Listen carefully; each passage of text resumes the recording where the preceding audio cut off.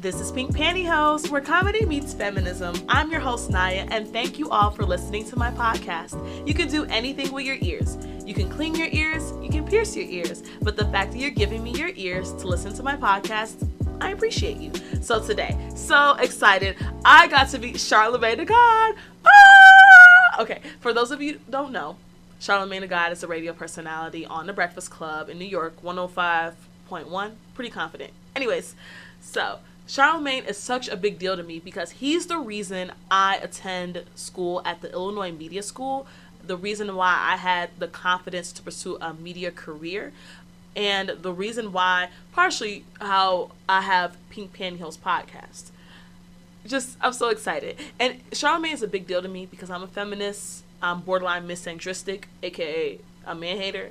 So the fact that I think highly of such taboo or controversial, that's the word I want to look for, a controversial man who some people don't like because of his honesty, that's a big deal. The fact that me, Nia Brooks, would like Charlamagne, yeah. So I was familiar with Charlamagne just a tad bit prior to his books coming out.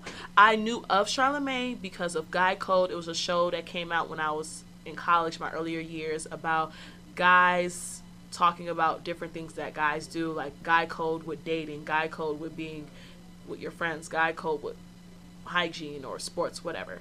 So I knew of him, and I kind of knew of him through the Breakfast Club, and I knew of him because he did interviews with Cardi B. So I saw some of his interviews and how he interacted with her.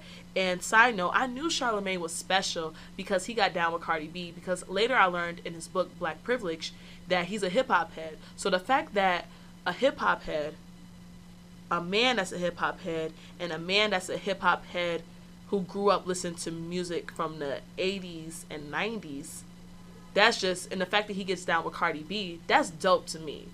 And a lot of men hate on Cardi B. A lot of people hate on Cardi B, but especially men. So the fact that a man gets down with Cardi B and respects her lyrics, that just shows that, oh, he cool people. And he also just likes Cardi B's work ethic and her honesty, her openness. But anyway, so I stumbled upon Charlamagne through Divine Misdirection. If you read his book, Black Privilege, you know that with Divine Misdirection is when life situations that you don't like happen to you. For Charlamagne, some divine misdirections are when he got kicked out of school, went to jail twice, he lost multiple jobs, got fired from them. But with divine misdirection is that it's a life situation that happens to set you up for something better, for something greater. Like, everything happens for a reason, according to Charlamagne. So my divine misdirection was, I met this guy on Tinder. Y'all know I'm trying to date. And I met this guy on Tinder, this naked mole rat looking nigga. Anyways, we met, we went on a date. For our second date, we were supposed to go to the gym, and I had a body wrap appointment. I used to sell body wraps, and it went longer than expected. So I was like, yo, let's reschedule. And he said, aw, Pooh, that sucks. I've been waiting for you, and I had this gift for you. And I was like, whatever. If you like me, you're going to keep talking to me. And he did. And he gave me this book. I met him on the 4th of July at his job because he worked in Inglewood. I work in Inglewood, too. And I had the day off, so I went to his job, his clothing store, and I was like, hey, woo, woo, woo, and we were talking. He was like, oh, here's the book I want to give you. And it was Charlamagne's book, Black Privilege. And I was like, okay.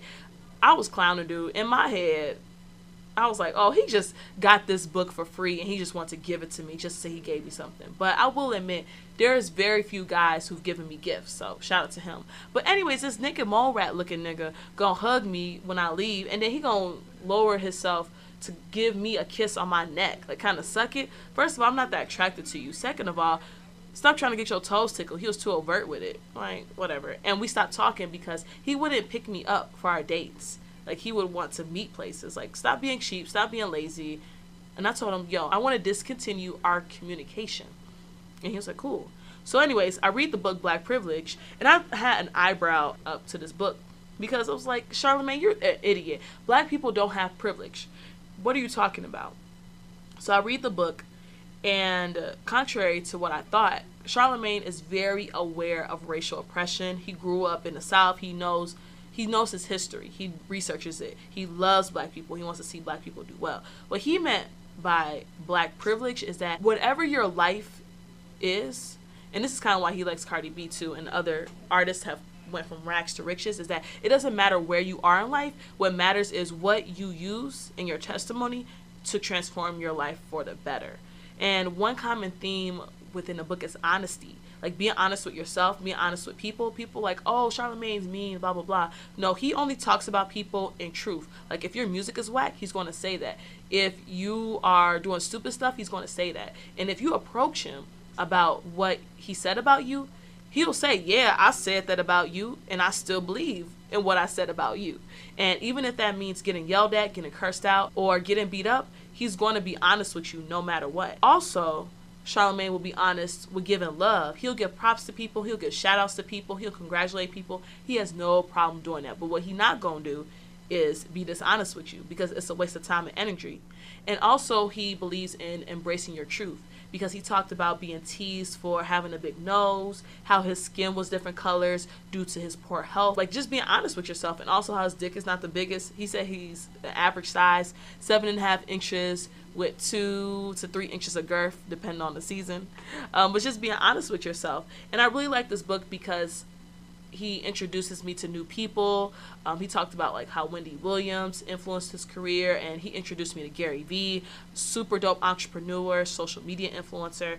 And also Charlamagne talks about in Black Privilege how it's important to have a good friend circle and always be around people who are helping you grow, people whose identities don't match yours physically, or if y'all don't have the same interests, that's okay. It's just about people helping you become a better person, and how life is an ongoing process of situations that make you better, help you learn and evolve as a person. So the book was pure entertaining inspiration. I will say there was some triggering stuff, how he talked about pimping somebody, a woman, how he talked about cheating, how he talked about just misogynistic and sexual things with women.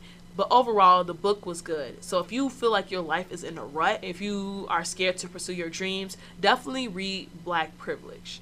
He is inspirational.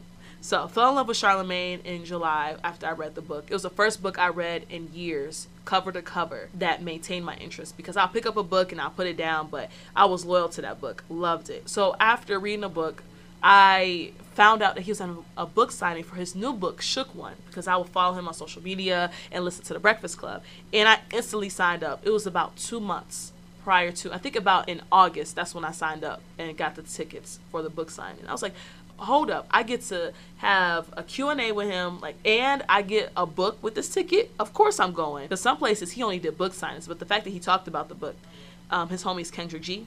So when I went to the book signing, got there at 12 p.m., and I was like, oh my gosh, I'm gonna be late. Oh my gosh. Tell me why I was one of the first people there, because that's when doors open. Actually, they open at 12:30.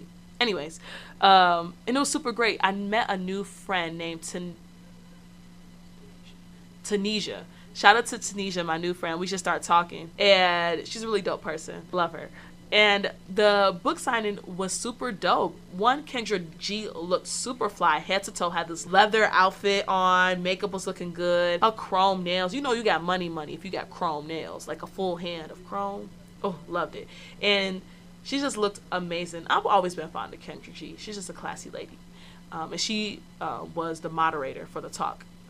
And Charlamagne is just a down-to-earth, sweet person. Like, he appreciated everyone's comments, and he just appreciate people's love for him, and the fact that the book signing sold out. He was just talking about the importance of us investing in our mental health and destigmatizing it, especially for Black people and Black men. Like, go get some help. We spend money on shoes and smartphones.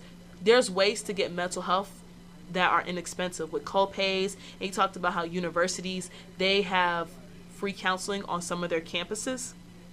It was just really great. And then he talked about Little Mama, because something came up, and Little Mama came up 8 years ago. He did an interview with her, and people still to this day talk about that, how he made her cry. And I was like, no, he didn't make her cry. And then he didn't know I said it, but he heard my voice. He was like, exactly, because I'm a fan, I follow him. What happened with Little Mama was they were having a conversation, and he was holding her accountable because she was saying how Nicki Minaj bit her style. He was like, Little Mama, what you working on? What projects you got going on? You got lip gloss, that was a hit, but what else you got going for you? And then later in the conversation, something triggered in her where she thought about her mom and how she says she's destined to create a legacy to make her proud, and that's how she started crying. He didn't make her cry, and you can see in the interview.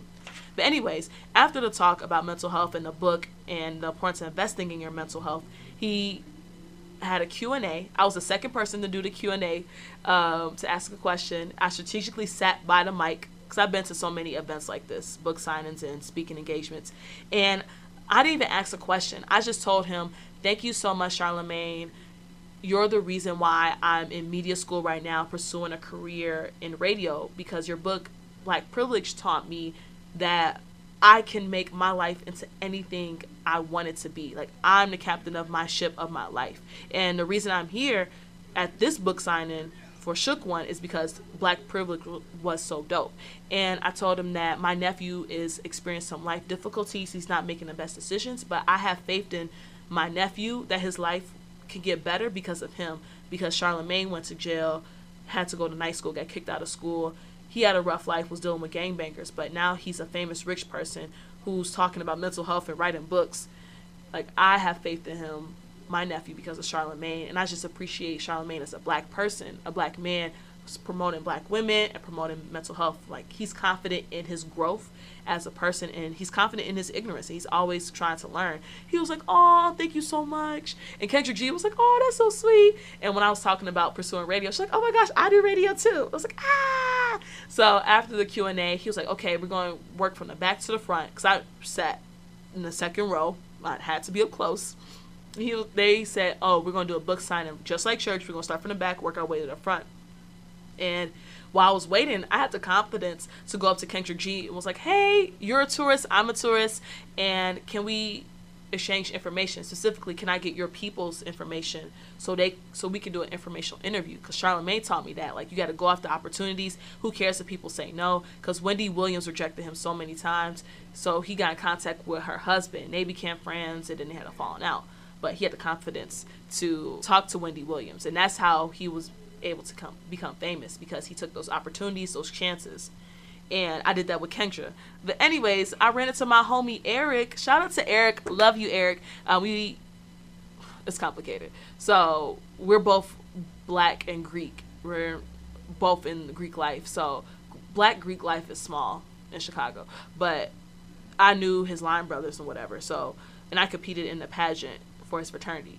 Anyway, so we ran into each other. He was like, yo, what's up? I was like, yo, what's up? And he kept me company because he had his book signed sooner than me. And I was patient. I was going to wait an hour because I didn't plan anything super important after this. And I was like, this is a once in a lifetime opportunity to get my book signed by Charlamagne the God. So we was just talking. And I just appreciate Eric too, along with Charlamagne, just to have positive male energy, because I'm so jaded by men.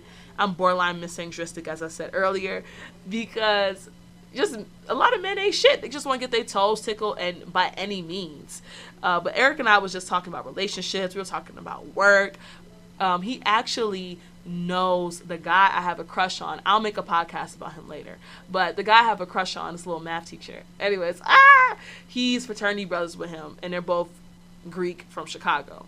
Anyways, but we were just talking and vibing, and then Eric was like, yo, you want me to take a picture of you talking to Charlamagne, take a video? I was like, dude, all of the above. And Eric did such a good job. So I'm waiting in line, and tell me why I got to shake hand with Wax. That's Charlamagne's bodyguard. Tall, sexy chocolate dude with locks and nice muscle. Ooh, he is such my type. Ooh. Anyways, I love some dark men, especially with locks. And then I shook his hand. I was like, Wax, I'm Naya. And I knew Wax was peeping me because I was making eye contact with him and all that, but whatever. Like Kendrick G said in the book signing, ladies, keep your legs closed. You don't need to have sex with all men, because sometimes there's going to be guys who you see as a brother. Like, you need platonic relationships with men. But anyway, so I go up to Charlamagne and I was like, hi! And then he was like, hey, what's up? And he remembered me from the compliment I gave him during a Q&A. And then he was like, what radio show do you work on? And I was like, oh, I'm in radio school. And I have a podcast called Pink Pantyhose, where comedy meets feminism. And he shook his head. He was like, okay, all right. And I couldn't even look at him in the face because I was so busy looking at him, how he was going to sign my book. And then he put in the book, he was like, Sunaya, hashtag future radio girl. And he was like, PC to God. I was like, ah! And then the way he high-fived me, his hand was straight and my hand was straight. And I was like, oh, Charlamagne, have you ever did a hand hug? He was like, what's that? He tried to do it. I was like, no, that's not it. A hand hug is when you put your hand against someone else's and then you flex your thumb. He was like, oh, that's really cool. And then I gave Wax a hand hug too. He was like, whatever. But anyways, it was just so exciting to be in the same atmosphere as Charlamagne the God, the person who's influenced me to pursue a career in radio. And it was just so dope. And he's just a sweet, down-to-earth person. Such a sweet person. Like, he just appreciates everyone who rocks with him. And he said something so dope.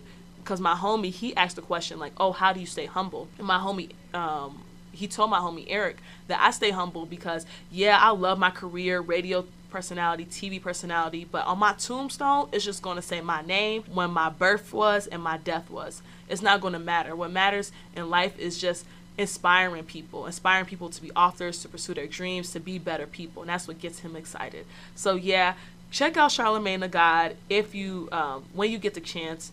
Black Privilege was dope. I'm on my way to read Shook One because mental health is real. And it's just a dope person. And also, not all men are bad. As much shit as I talk about men, not all men are bad. And even if men suck, some people, you got to cut them off, some men. But also understand that some men are still evolving. Not that we should not hold them accountable, call them out on they fuck shit. But understand that you and all people are still evolving. So just give them the time to evolve and learn and introduce them to new things. But thank y'all so much for listening to my podcast. I appreciate y'all. This is Nia Brooks, and you're listening to Pink Pantyhose, where comedy meets feminism. Bye. Love y'all all.